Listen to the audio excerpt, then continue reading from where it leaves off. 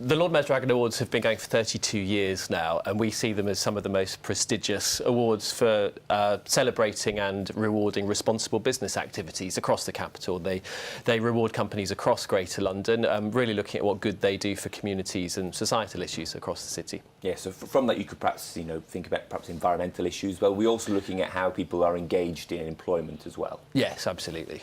So making sure that a diverse workforce is on offer in the capital. Quite, yeah. It's about diversity. It's about reaching groups that are otherwise underrepresented in the workplace or indeed in getting into work. Tim, tell us a little bit about your involvement. This is something that you are quite passionate about. I'm incredibly passionate about the opportunities that are afforded by organisations that get rightly lauded for their business success, who are reaching outside of their local vicinities, their clients, their contacts, to see what they can do in the community and making a real impact in people's lives. I think it's incredibly important that the skills and processes that have made business successful are shared with as many people as possible. And I think the beauty of the awards is that it highlights the power of business that it can have on people's lives, because you might think of a legal firm and solving big cases in a criminal court, but actually some of the judges' entries that we've actually had to review have seen how they've gone out and worked with single parents and helping them to get the skills necessary, or going out into the community and making sure that there is the right educational facility support for those individuals. And I think that's really important, that we can get as many companies thinking about applying as possible, because they should be able to show off the good that they do above and beyond the P&Ls that they are so rightly successfully doing. Yeah, are these big businesses then, when you mention some of those activities they're doing, you'd imagine that they need to have the resources to be able to do that. Tiny businesses won't be able to do that. Is that fair to say? No, we're really fortunate that we've got some really very big, well-known brands that are associated with the awards, but we've also got small and medium-sized companies that are showing that it's not about how big you are, it's about how much you care. And that's the power of the awards, I think. It's about organisations showing that they have a responsibility in the communities that they serve to do much more than just make money. They should actually be trying to help the people that are in their local vicinity as well. Yeah, David, obviously we were at a time of uncertainty, lots of businesses worried about what might happen, nobody really knows. How hard is it to get them to focus on perhaps celebrating themselves when they might be worried about whether or not they can afford to import and export? When we see businesses celebrating themselves, they're actually not celebrating themselves as such, they're actually celebrating the good work that they do across London and for communities, and that in a time of uncertainty is particularly important. We know that trust in business isn't as high as it could be, and showcasing what businesses do to help Londoners in the round is actually really important. So we find that businesses benefit reputationally from the Dragon Awards. There's a reflected glory when they look at the good that they do. Tim talked about legal businesses helping single parents, helping people in victim support schemes. There's a real way of this reflecting positively on businesses, so we see that they find it important. Yeah, Tim, a lot of what you do at the moment is supporting and mentoring young businesses, startups, Correct. and those which are established as well. Are they coming to you with one big concern, which is Brexit going to end me?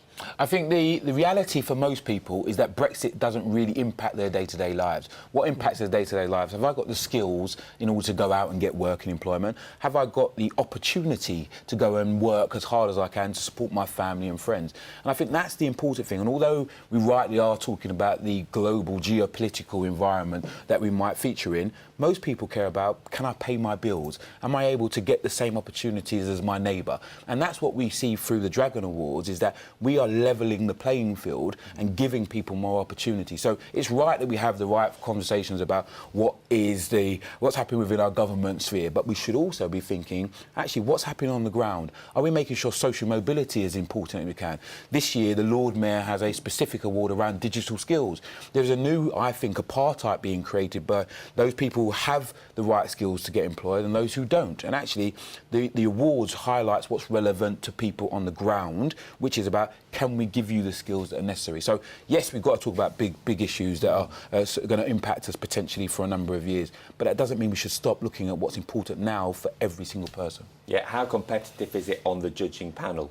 Do you say, this business is amazing, and then someone else says to you, no, it's not? Because that's what business is about, isn't it? It's about opinion, and it's about saying, actually, I can see the benefits of this business. Well, it's incredibly competitive. We are a very diverse judging panel of very successful individuals, and we are really humbled that we've been given the opportunity by the corporation to go and look over some of these application forms. We'd encourage as many people to get their applications in as possible, because it's a nice, fair and thorough process by established business leaders and those who really care about the subject matter. So anybody who can get their application in by the 16th, do so and make sure that you can get in front of us.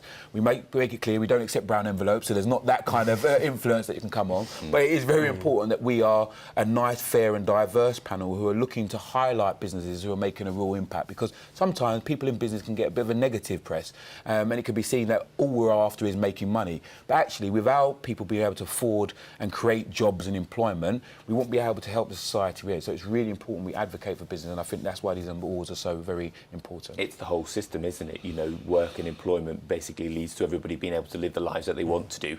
David, if people are keen to be involved, then there is still time to nominate themselves. Will it be reams and reams of submission? Is it quite easy? No, it's a very simple process. It's entirely done online, dragonawards.org.uk. It's free to enter, open to businesses. We do have an award open to community sector organisations as well. It needn't take too much time. As Tim says, we have a deadline of next Tuesday, so we'd encourage businesses across London to bid, particularly for the Lord Mayor's special award this year on leadership and digital skills, which we think is especially important.